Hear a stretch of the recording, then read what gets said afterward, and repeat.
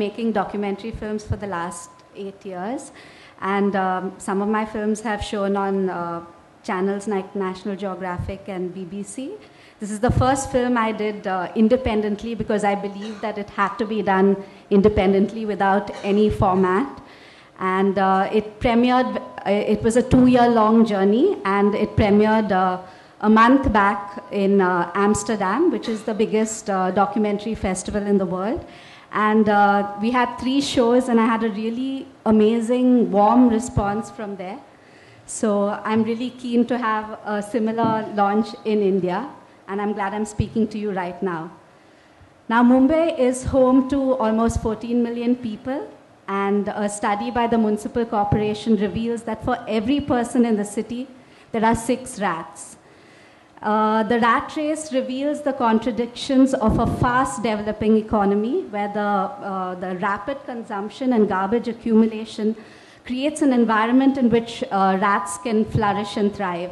And the person actually tackling this issue, our Pied Piper of Mumbai, you could call him, he begins his work at midnight when the rest of the city sleeps, working his way through garbage trails, armed only with a torch and a stick.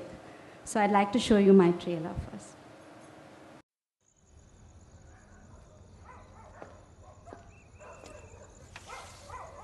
वो पहले torch ये करने का चालू करके वो चूहे के ऊपर मारना, मतलब उनके आँखों पे मारने के बाद उनको मतलब वो स्टॉप हो जाते हैं एक ही जगह पे.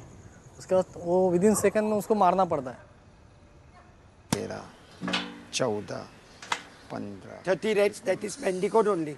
Per night fresh only. Then the muster will be there. Otherwise not.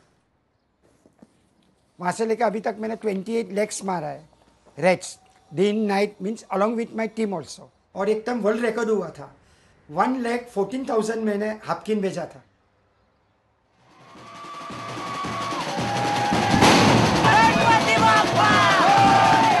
वैसा धार्मिक इससे सोचा जाए तो ये अपना भगवान है, भगवान का वाहन है, इसलिए आप उसको मारो मत, मगर पेट के खातिर मारना ही पड़ता है.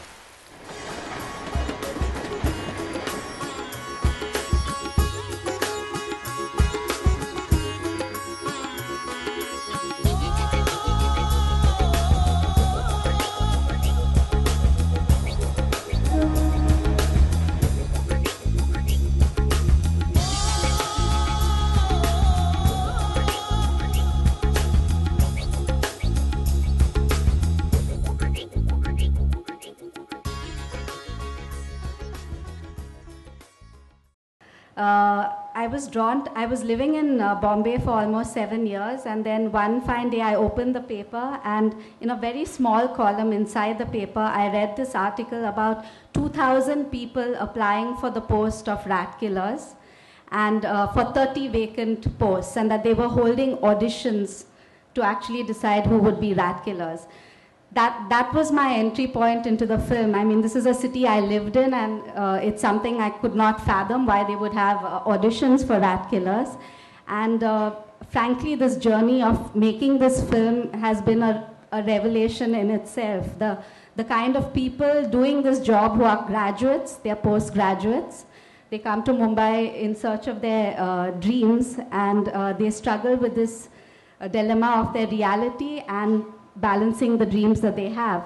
And when I met the supervisor who actually counts the carcasses of dead rats every morning, it's a government job, so it's done like a government job. You maintain a count of every single rat killed, and unless you've killed 30, you don't get your wages. So when I met the supervisor who counted the 30 rats, he was fascinating. He wanted to be a dancer in Bollywood, and he ended up maintaining these records, the records he's really proud of. And he's reconciled himself to the reality, and he says, you know, anyway, I'm like James Bond, I have a license to kill. So, I mean, the characters were real people. They brought humor to a subject that's otherwise very dark. Even Mumbaikars who have seen the film have been startled by this. It happens when they sleep, and most people don't know that it even happens. And here was an entry point of a wonderful, vivid person who brought the subject alive, and the people who actually report to him. And I pitched the film very early at Cannes at the MIPTOC co-production challenge, and we won the contest against other global contestants as the most promising documentary because it really examined India at the crossroads. The point of view of the film is very interesting because it is really at the end of the day using a rat to explore. It's not a film about rats, but it used the vehicle of rats to explore issues in society, including consumption, livelihood, and most importantly, the point of view of the film, which is a class struggle. It is the point of view of the man in between who works his way through garbage and still has this dream of being part of India, the glittering, beautiful India that he sees of the future. And it's really this very difficult balancing act that he's doing. My outreach for the film is really that I'm really glad the trigger pitch is happening now because I want the India launch to happen just before the municipal elections in Mumbai, which happen in February. And I really hope that municipal policy makers can sit alongside the rat killers and watch this film together because the rat killers have very important things to be said that cannot be ignored. The Municipal Corporation of India is the richest body in the country, and it is shameful that their workers go out onto the streets with if their gloves tear, they don't have a way of even getting replacement gloves without a whole lot of paperwork. And the garbage itself is all the garbage mixed together, and in Beijing, besieged by waste, you actually get to see the garbage. You see the scale of how garbage is being treated. There are 3 times I tried to shoot garbage because it's an integral part of my documentary. The first time we were shooting a small dumping ground, my crew was actually manhandled, the footage was deleted, and I was not allowed to shoot. I went through the appropriate channels 2 times and I've got 2 rejection letters. Now I don't see why the garbage of a city would become such a secret or be in a shroud of secrecy. And to me, it's a clear sign, the fact that you cannot even acknowledge the problems that you have within a society, within a city, and actually discuss it openly. So my first thing would be actually to have a press campaign as well as have my India launch in time for the BMC elections. Secondly, I do see this as something that should go back to the rat killers who worked in my film. They work in very dangerous conditions and doing a service for the city, and they do not have access to good medical facilities.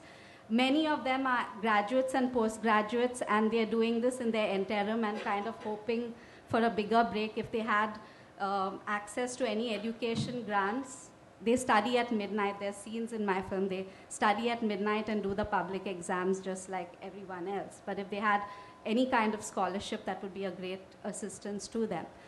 Secondly, I think it's a film that has to be seen by the larger public. I got such a wonderful response in Amsterdam, and I'm 100% sure that in a city like Bombay, the average person can relate to this film simply because of the characters involved, their ties with the city, and the issues that come up in the city in a very humorous, accessible way, but it's still all there. So I really hope that there's a theater release for it, even though it is not in the specified time, that it's a 52-minute film, so it's a shorter film. But I still feel that if we get popular icons from our city to endorse this film, people we look up to, because at the end of the day, the rat killer, the young guys are in some sense ashamed of what they're doing as well. And that really comes from a class baggage that India today, the 2 Indias that we have, and this is a film that actually bridges that. So I feel that the film can't just be released, you need a campaign that actually builds up to the release of the film. And finally, I hope that it's really widely watched on television, but also I feel that it, again, needs a campaign that leads up to the release. Yeah. Thank you all for being here.